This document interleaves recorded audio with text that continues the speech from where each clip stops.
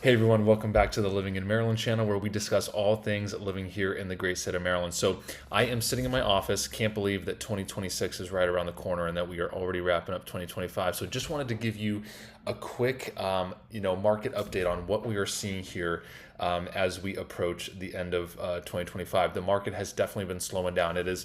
It's kind of weird to see, right? So, in real estate, the market's always good for somebody. It just is a matter of who. So, the last few years, it's been a very, very good market for sellers, especially those kind of sellers who did not have to turn right around and buy another property, right? Like, it's always ideal to sell high and not have to turn right around and buy high, right? So the market's been really good for those types of sellers. The market has been significantly slowing down. We've seen a slow in demand, and we've been seeing over the last 6 to 12 months the market become more and more buyer friendly. So prices are still elevated. Rates are still elevated. I believe our 30-year national average conventional interest rate right now is still about 6.25. So rates are still up there, but terms are much more neutral. I have not been seeing any of the crazy terms that we saw in the real estate market in the last 2 to 3 years ago. I haven't been seeing any of that in the last 12 months. So, our transfer taxes are being split equally now. We're seeing a lot more seller help to buyers. So I've had multiple buyers in the last few months max out the allowable seller credits that they've been getting to offset their cost of acquiring a property. So, which is, if you're putting less than 10% down conventional, it's 3% of the sales price. So just to give you a quick example, on a $400,000 sales price, 3% is the max the lender will allow you to get from the seller.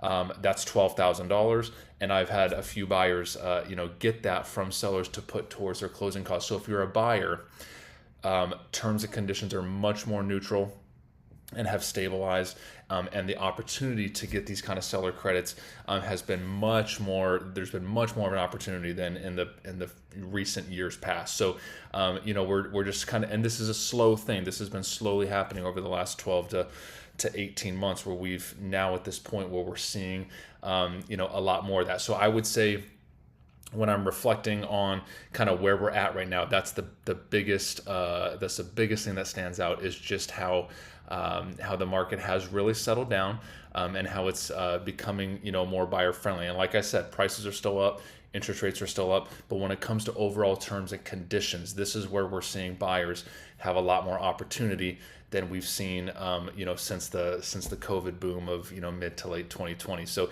if you're a home buyer out there wondering if or if you've been waiting, wondering when is the right time to jump in, maybe now is a time to just kind of start thinking about it more, since terms and conditions are going to be a lot more in your favor. We'll see. I don't think this is a Christmas or a holiday slowdown that we're seeing. I think it's bigger than that. Time will tell as we move into 2026, but it just seems like inflation has really taken its toll on demand, with property taxes on the rise, with homeowners insurance on the rise, and just overall life being expensive. It just seems like that has, really slowed down demand at more of a macro level. So, we'll see. So, again, just wanted to wish everyone a Merry Christmas, a Happy Holidays. I hope you all have some great treasure time with family and friends, and a Happy New Year. And we will see you in 2026.